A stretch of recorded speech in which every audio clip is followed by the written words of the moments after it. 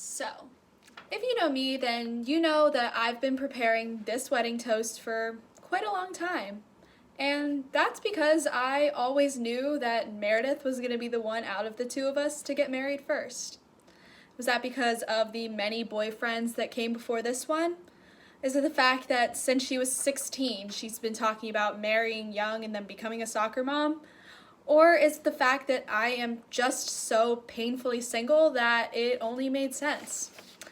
Now, while all of these are very plausible options, the reason I knew she was going to get married first, simply put, is that she's a lover. I was always the stubborn one out of the two of us. It was very hard for me to break open my shell and love everyone around me without fearing rejection. Your courageous and beautiful soul led you to all of these amazing people and long-lasting friendships, and everyone fell in love with you and wanted to be your friend simply from your genuine smile and infectious personality. I was always so jealous of how you were able to have all of these friends and keep them throughout the rest of your life. Same is said for your love life. It seemed like every single guy you ever met wanted to date you. I mean, look at her. But besides the point, you have such a loving personality that makes everyone want to love you back. As her older sister, clearly, I've been around to witness all of these relationships, but also I've been around to pick up the pieces of every single heartbreak that inevitably came with her desire to love everyone. I mean, there have been the ones that I wish I didn't have to pick up, such as Tater Tot, who dumped you in 10th grade and you thought your life was over, and then he went and bleached his hair and went crazy, but you were still convinced he was the one. It was an interesting one. And I mean, oh gosh, who could forget Henry? Our entire family had to come together to pick up the pieces of that one. But I mean, it had to be done, sis. You had to move on. So glad that's over.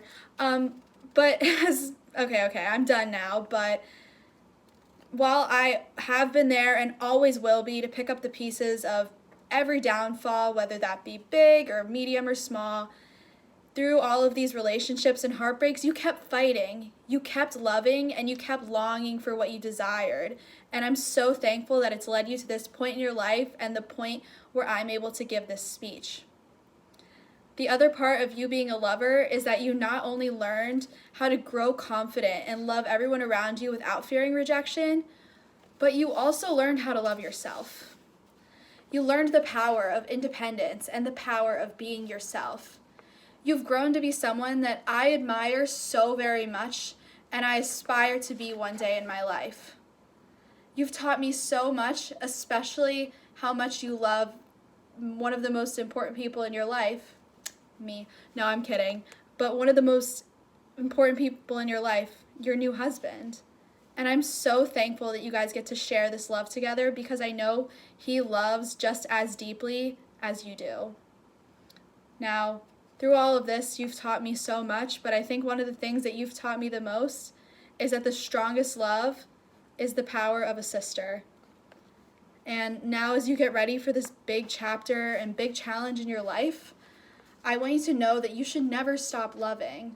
You should never stop loving everyone around you with this open and genuine heart, and I know you will do that.